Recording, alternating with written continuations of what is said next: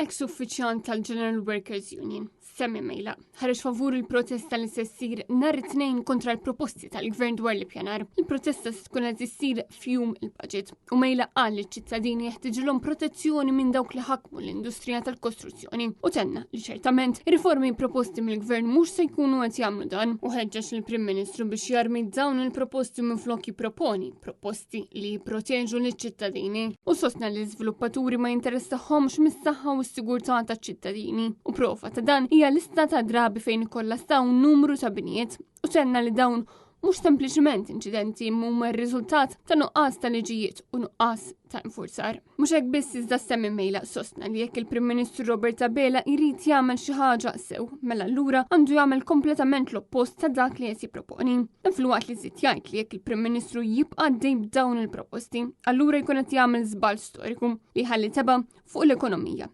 il-Partit Laburista u fuqu innifsu. Il-protesta ta' nhar it-tnejn ġustizzja għall-artna se tkun it-tieni waħda bilan li dawn il-proposti jkunu irritirati.